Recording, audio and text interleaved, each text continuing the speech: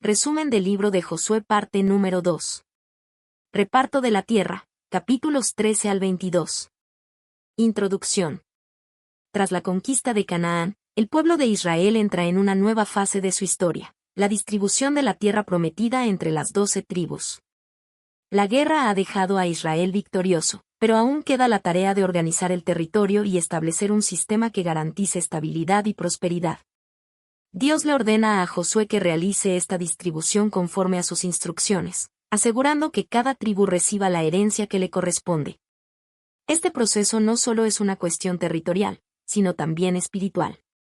La repartición de la tierra simboliza el cumplimiento de la promesa divina hecha a Abraham, Isaac y Jacob, reafirmando la fidelidad de Dios a su pueblo. Además, marca el inicio de una nueva estructura social y política en la que cada tribu deberá asumir la responsabilidad de su territorio, defendiendo su herencia y permaneciendo fiel a la ley de Dios.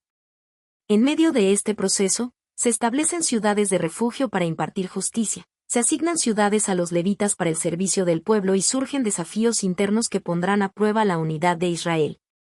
La distribución de la tierra no es solo el fin de la conquista, sino el comienzo de una etapa crucial en la historia de la nación elegida.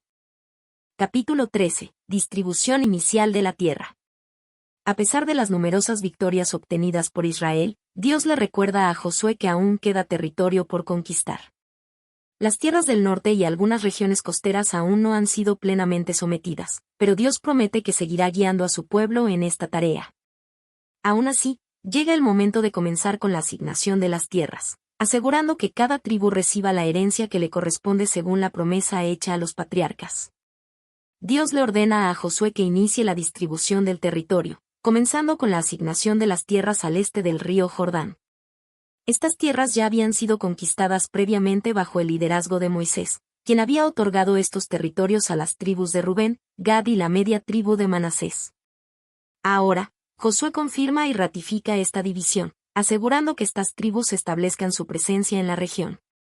El capítulo también resalta que, aunque los territorios han sido entregados a las tribus, algunas regiones aún contienen poblaciones cananeas que deben ser expulsadas. En particular, se menciona la persistencia de los filisteos y los gesureos en ciertas áreas, lo que representa un desafío continuo para el pueblo de Israel. A pesar de ello, Dios asegura a Josué que estas tierras serán eventualmente entregadas a Israel. Además, se menciona que la tribu de Leví no recibe una herencia territorial, ya que su herencia es el servicio al Señor. En lugar de tierras, los levitas recibirán ciudades repartidas entre las demás tribus y vivirán del diezmo y las ofrendas dedicadas al santuario. Esta distinción subraya el papel espiritual de los levitas en la nación de Israel. Este capítulo marca el comienzo de un proceso clave en la consolidación de Israel en Canaán. La distribución de la tierra no solo es un acto administrativo, sino también un testimonio de la fidelidad de Dios en cumplir su palabra y establecer a su pueblo en la tierra prometida. Capítulo 14. La herencia de Caleb. A medida que avanza la distribución de la tierra entre las tribus de Israel, surge un momento especial protagonizado por Caleb, hijo de Jefone.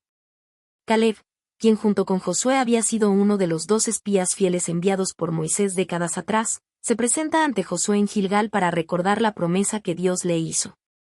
Caleb relata cómo, a la edad de 40 años, fue enviado junto con otros 11 espías a explorar la tierra de Canaán. Mientras que la mayoría de los espías desanimaron al pueblo con reportes de miedo y desesperanza, él y Josué demostraron una fe inquebrantable, confiando en que Dios les entregaría la tierra prometida. Debido a su fidelidad, Dios le prometió personalmente que recibiría como herencia la región que había explorado. Ahora, 45 años después, Caleb se presenta para reclamar esa promesa. Con 85 años, Caleb aún se muestra fuerte y decidido.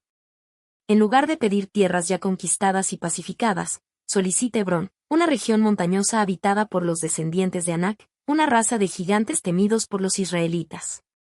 Esta petición refleja su valentía y su confianza en que, con la ayuda de Dios, podrá vencer a los anaseos y tomar posesión de su herencia. Josué reconoce la fidelidad de Caleb y le otorga Hebrón, cumpliendo así la promesa divina.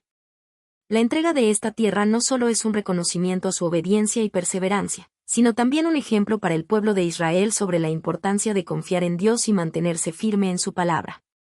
Este capítulo resalta el poder de la fe y la recompensa de la fidelidad. A pesar de su avanzada edad, Caleb no busca comodidad ni seguridad, sino que sigue siendo un guerrero dispuesto a luchar por la herencia que Dios le ha prometido. Su historia es un testimonio de que Dios honra a quienes le siguen con todo su corazón y confían en Él, sin importar las circunstancias o el paso del tiempo. Capítulo 15. Territorio de Judá. El capítulo 15 del libro de Josué detalla la asignación del territorio de la tribu de Judá, una de las más numerosas y prominentes de Israel. Esta tribu, descendiente del cuarto hijo de Jacob, recibe una extensa porción de tierra en el sur de Canaán, que abarca desde el Mar Muerto hasta el Mediterráneo y desde el desierto de Sin hasta los montes de Hebrón. Límites del territorio. El pasaje describe con precisión los límites del territorio de Judá. Límite sur, se extiende desde el extremo sur del Mar Muerto, pasa por el desierto de Sin y llega hasta Cades Barnea, tocando la frontera con Edom. Límite oriental, es el Mar Muerto, que sirve como una barrera natural. Límite occidental, el mar Mediterráneo define el borde de la tribu en esta dirección. Límite norte, se traza desde el valle de Ase hasta Debir y continúa por diversas ciudades hasta llegar a las fronteras de Benjamín y Efraín. Este extenso territorio incluirá más adelante importantes ciudades como Jerusalén, Belén y Hebrón, que jugarán un papel central en la historia de Israel. La conquista de Caleb y el matrimonio de Axa. Este capítulo también narra un episodio que resalta la valentía de Caleb y su familia. Como se menciona en el capítulo anterior, Caleb recibe Hebrón como su herencia y, con la fortaleza y determinación que lo caracterizan, expulsa a los descendientes de Anac, un pueblo de gigantes que había infundido temor en los israelitas. Sin embargo, otra ciudad cercana, Debir, aún debía ser conquistada. Caleb lanza un desafío a los guerreros de Israel: quien tome la ciudad recibirá a su hija Axa como esposa. Otoniel, sobrino de Caleb y un guerrero valiente, acepta el reto y logra conquistar Debir. Como recompensa, Caleb le entrega a su hija en matrimonio. Axa, mostrando astucia e iniciativa, persuade a su esposo para que solicite a Caleb un campo adicional junto con su herencia. Cuando se presenta ante su padre, le pide no solo tierras, sino también fuentes de agua, un recurso esencial para la prosperidad en la región árida del sur de Judá. Caleb, complacido con la solicitud de su hija, le concede tanto las fuentes de arriba como las fuentes de abajo, asegurando que su descendencia tenga acceso a un suministro de agua adecuado. Ciudades de Judá. El capítulo concluye con una extensa lista de las ciudades asignadas a la tribu de Judá, organizadas en diferentes regiones. Ciudades en la región del desierto incluyen Sif, Maón y Engadi. Ciudades en las tierras bajas, como Laquis, Eglón y Libna. Ciudades en las montañas, incluyen Hebrón, Debir y Carmelo. Ciudades en la región del Negev, ubicadas en el extremo sur de Judá. Conclusión. El capítulo 15 resalta la importancia de la tribu de Judá dentro de Israel, mostrando su papel preeminente en la conquista y distribución de la tierra. Además, la historia de Caleb y Otoniel subraya valores clave como la valentía, la fe en Dios y la sabiduría para asegurar recursos esenciales.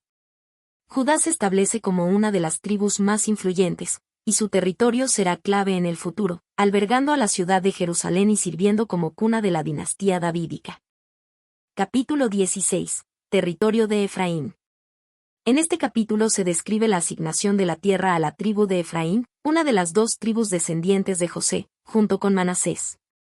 Efraín recibe su territorio en la región montañosa de Canaán, una zona fértil y estratégica que incluye importantes ciudades y rutas comerciales. Límites del territorio de Efraín. El territorio de Efraín está ubicado en la parte central de Canaán, limitando al norte con la tierra de Manasés y al sur con la tribu de Benjamín. Aunque la descripción de los límites en este capítulo es más breve que la de Judá, se establecen algunas referencias geográficas clave. Límite oriental, se extiende desde el río Jordán hasta Betel. Límite occidental, alcanza el territorio cercano al mar Mediterráneo. Límite norte, se encuentra con la tribu de Manasés, que también desciende de José. Límite sur, colinda con la tribu de Benjamín. Este territorio, aunque más pequeño que el de otras tribus, es altamente fértil y próspero, con abundantes tierras de cultivo y acceso a rutas comerciales importantes. Presencia de los cananeos en Geser. A pesar de recibir una porción de tierra rica y estratégica, Efraín no logra expulsar completamente a los cananeos que habitaban en Geser. En lugar de eliminarlos, los israelitas permiten que estos permanezcan en la región, aunque sometidos a trabajos forzados. Este aparente compromiso tendrá graves consecuencias en el futuro, ya que la convivencia con los cananeos lleva a la influencia de sus prácticas idólatras y costumbres paganas sobre los israelitas. Con el tiempo, esto se convertirá en una fuente de conflictos espirituales y militares, alejando a Israel de la obediencia total a Dios. Importancia de Efraín en la historia de Israel. La tribu de Efraín jugará un papel clave en la historia de Israel, ya que se convertirá en una de las tribus más poderosas y prominentes. Será cuna de líderes importantes, incluyendo a Josué, quien guió la conquista de Canaán. Más adelante, la ciudad de Silo, en el territorio de Efraín, se convertirá en el centro del culto religioso, albergando el tabernáculo y el arca del pacto durante muchos años. En el futuro, cuando el reino de Israel se divida, Efraín se convertirá en la tribu líder del reino del norte, al punto de que el nombre Efraín será usado para referirse a todo el reino de Israel. Conclusión. El capítulo 16 muestra que, aunque Dios cumple su promesa de entregar la tierra a Israel, la obediencia total era necesaria para asegurar la completa posesión del territorio. La decisión de Efraín de no expulsar a los cananeos demuestra una falta de obediencia y confianza en Dios, lo que más tarde contribuirá a la apostasía y dificultades de la nación. A pesar de esto, Efraín se convertirá en una tribu influyente, con un rol central en la historia de Israel. Capítulo 17. Territorio de la media tribu de Manasés. En este capítulo se detalla la asignación del territorio a la media tribu de Manasés, que junto con Efraín, formaba parte de los descendientes de José. Mientras que la otra mitad de la tribu de Manasés había recibido tierras al este del Jordán, esta parte recibe su herencia en Canaán, al oeste del Jordán. Límites del territorio de Manasés. El territorio de la media tribu de Manasés se encuentra en la parte central de Canaán y limita con Efraín al sur, Isaacar y Aser al norte, el mar Mediterráneo al oeste. Este territorio incluye valles fértiles y regiones montañosas, siendo una tierra estratégica y rica en recursos. El reclamo de las hijas de Zelofead. En medio de la distribución, surge un caso especial, las hijas de Zelofead. Su padre, un miembro de la tribu de Manasés, había muerto sin dejar hijos varones. Según la costumbre de la época, esto significaba que no tendrían derecho a recibir tierras. Sin embargo, estas mujeres habían apelado anteriormente a Moisés, quien, por instrucción de Dios, había establecido un precedente histórico: las hijas podían heredar la tierra de su padre si no había hijos varones. Números 27, 1 al 11. Ahora, Josué cumple con esta decisión y les concede su porción de tierra, asegurando justicia en la distribución. Este evento es significativo porque demuestra la justicia de Dios, quien asegura la equidad en la herencia. Rompe con las normas tradicionales, otorgando derechos de propiedad a las mujeres en una sociedad patriarcal. Sirve como un precedente legal en la historia de Israel, asegurando la protección de los derechos de las mujeres en casos similares. La presencia persistente de los cananeos. A pesar de recibir un territorio extenso y fértil, los descendientes de Manasés no logran expulsar completamente a los cananeos de la región. En lugar de eliminarlos, los israelitas optan por someterlos a trabajos forzados, tal como ocurrió en el territorio de Efraín. Esta decisión traerá consecuencias en el futuro, ya que la presencia continua de los cananeos conlleva influencia cultural y religiosa, introduciendo prácticas idolátricas que desviarán a Israel de la adoración a Dios. Conflictos militares constantes, ya que los cananeos eventualmente se rebelarán contra su opresión. Una señal de desobediencia, ya que Dios había ordenado la expulsión total de los habitantes de Canaán. La queja de los descendientes de José. Los descendientes de José, es decir, las tribus de Efraín y Manasés, sienten que su territorio es insuficiente y le piden a Josué más tierras. Argumentan que, debido a su gran número, merecen una herencia más extensa. Josué responde desafiándolos a expandirse hacia la región boscosa, talando árboles y despejando tierras para el asentamiento. Enfrentar a los cananeos que aún habitan en ciertas áreas, a pesar de que estos cuentan con carros de hierro y ejércitos poderosos. Este episodio revela la mentalidad de los israelitas en ese momento. En lugar de aprovechar al máximo la tierra ya asignada, buscan una solución fácil. Josué les recuerda que Dios les dará la victoria si tienen fe y determinación para conquistar su herencia. La dependencia en su propia fuerza en lugar de la confianza en Dios limita su capacidad de expansión. Conclusión. El capítulo 17 resalta la importancia de la fe, la justicia y la obediencia en la distribución y posesión de la tierra prometida. Mientras que Josué garantiza la equidad al conceder la herencia a las hijas de Zelofehad, la falta de determinación para expulsar a los cananeos demuestra una falta de confianza en el poder de Dios. La queja de los descendientes de José muestra que, aunque Dios les había dado una tierra rica y abundante, aún necesitaban valentía y esfuerzo para poseerla completamente. Capítulo 18. Reparto del resto de la tierra. Tras la asignación de los territorios a las tribus de Judá, Efraín y la media tribu de Manasés, aún quedaban 7 tribus sin recibir su porción en la tierra prometida. Josué, como líder de Israel, toma medidas para completar la distribución y asegurar que cada tribu reciba su herencia conforme a la voluntad de Dios. La falta de iniciativa de las 7 tribus. A pesar de haber entrado en Canaán y haber derrotado a muchos de sus enemigos, estas 7 tribus no habían tomado la iniciativa de reclamar su territorio. En respuesta, Josué los reprende con una pregunta desafiante. ¿Hasta cuándo seréis negligentes para venir a poseer la tierra que os ha dado Jehová, el Dios de vuestros padres? Josué 18, 3.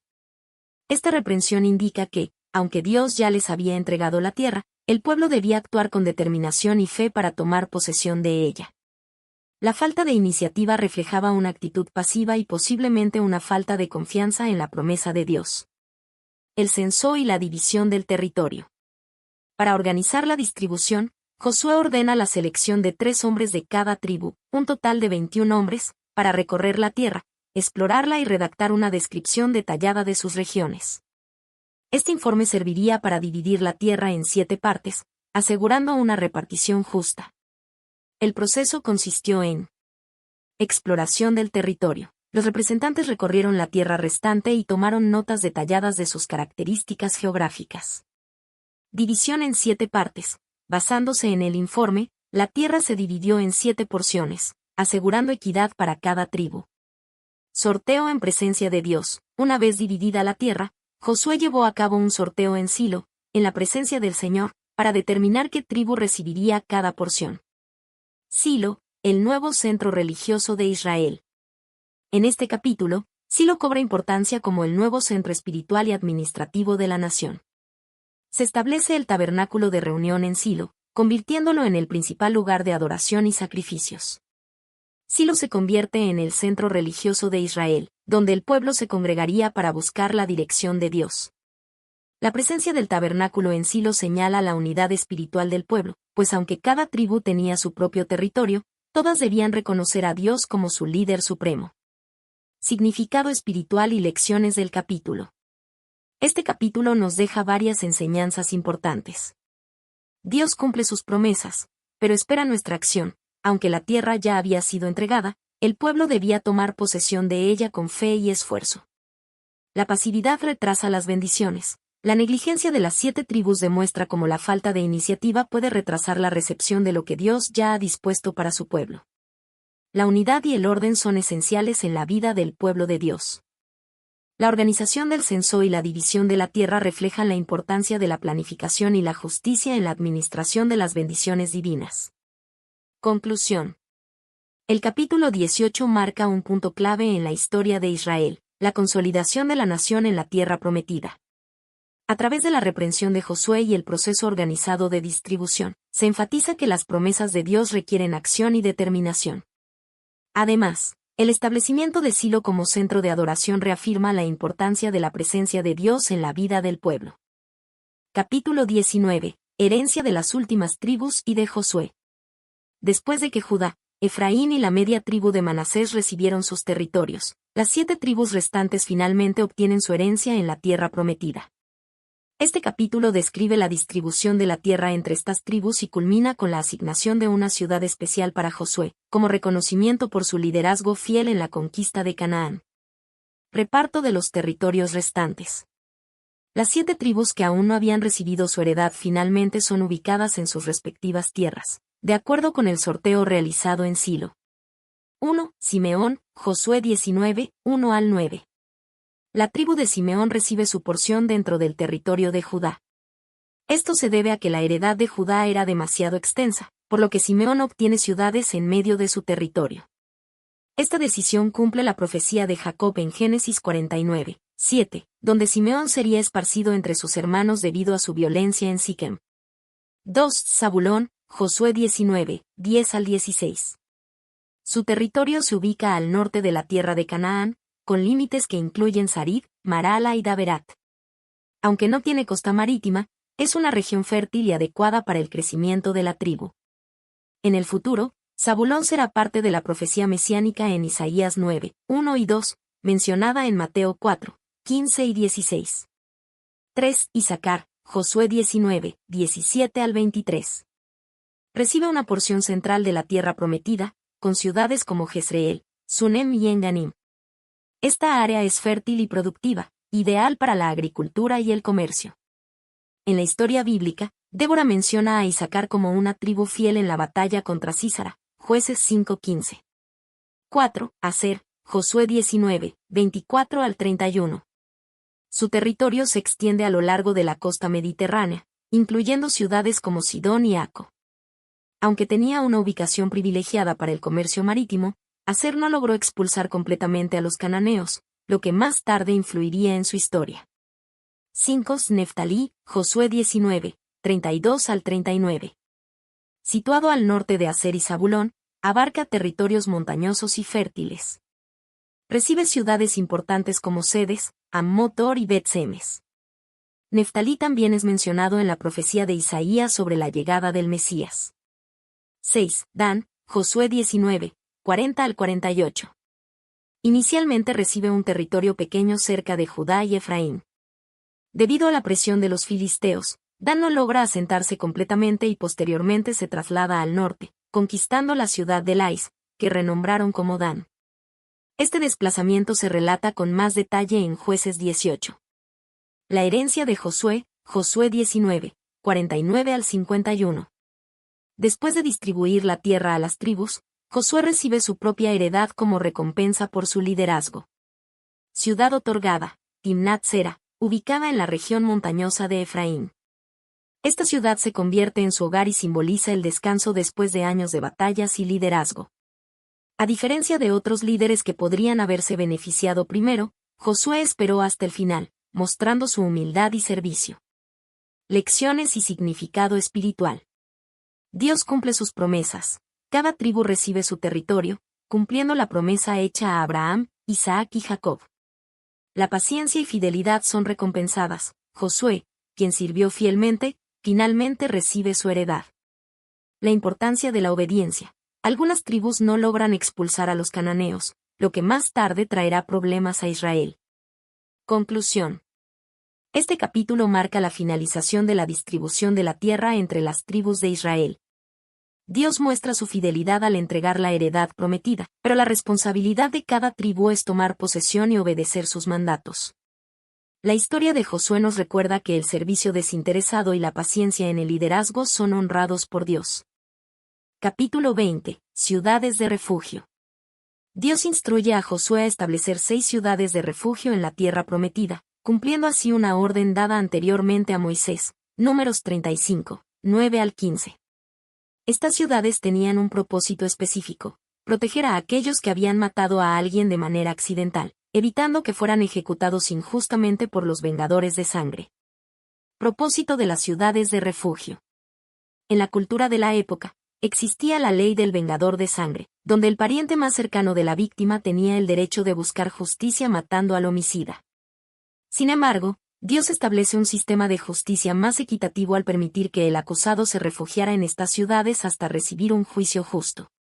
Si una persona mataba a alguien sin intención y sin premeditación, podía huir a una de estas ciudades, donde los ancianos evaluarían su caso. Si se determinaba que la muerte fue accidental, el acusado podía quedarse en la ciudad hasta la muerte del sumo sacerdote, momento en el cual se le permitía regresar a su hogar sin temor a represalias. Las 6 ciudades de refugio, Josué 20, 7 y 9.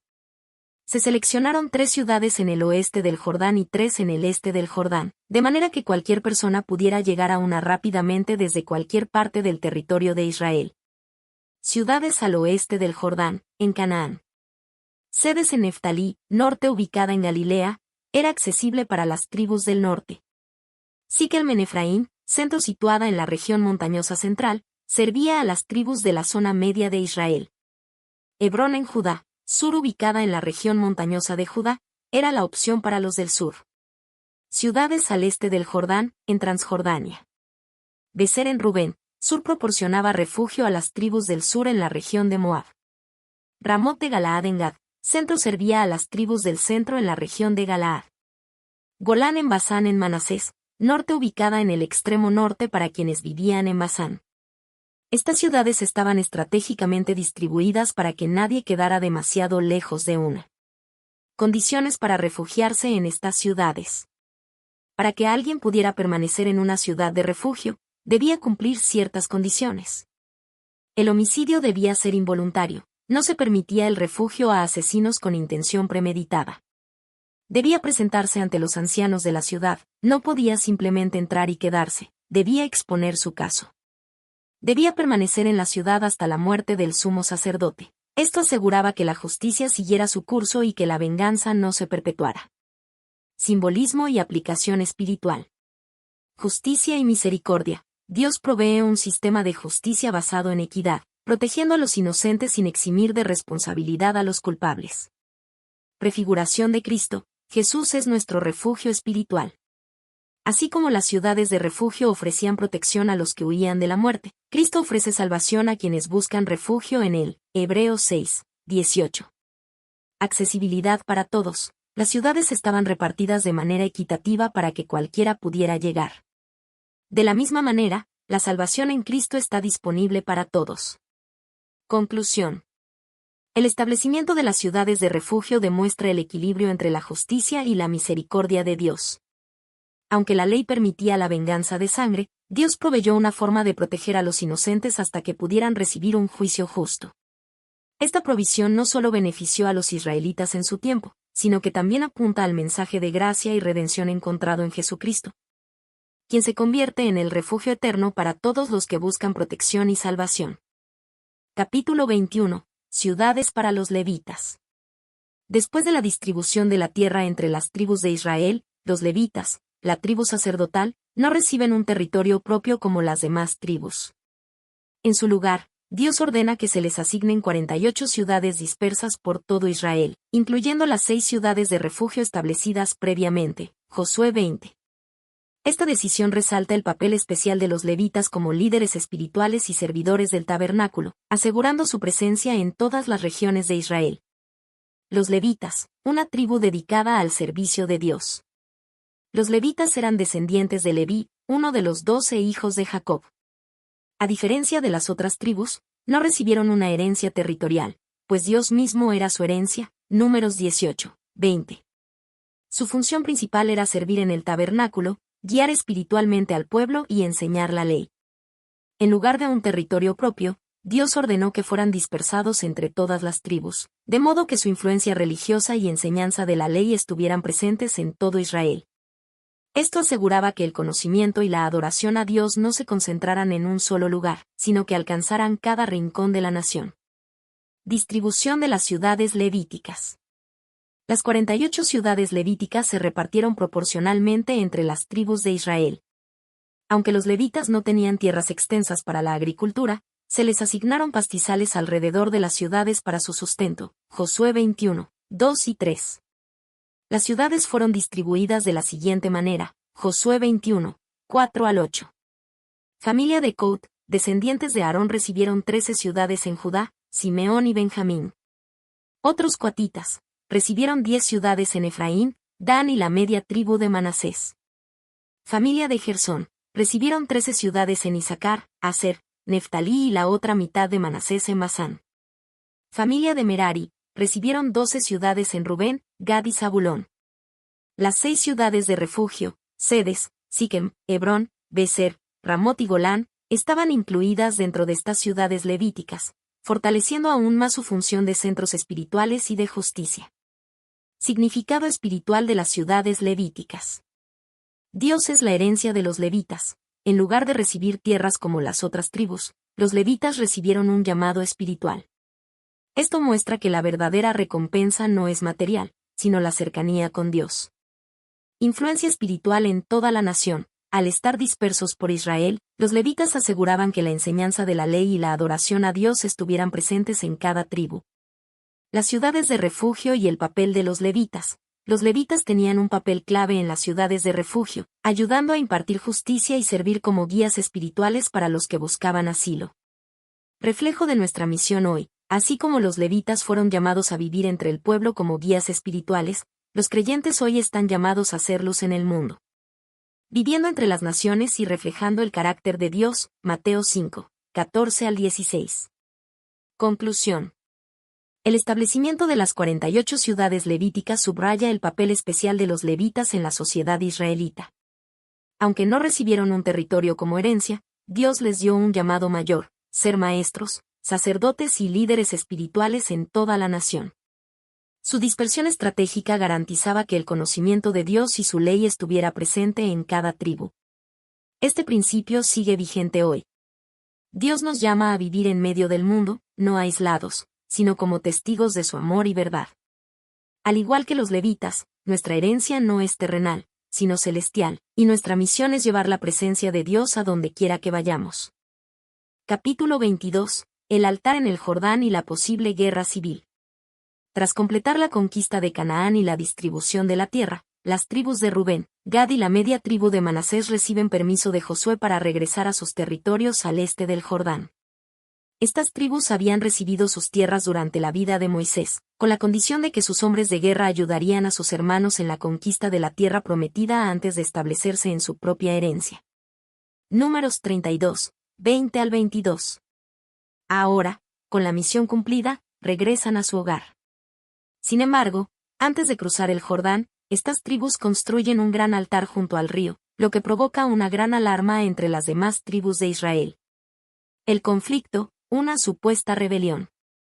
Cuando las otras tribus de Israel se enteran de la construcción del altar, reaccionan con indignación y se preparan para la guerra.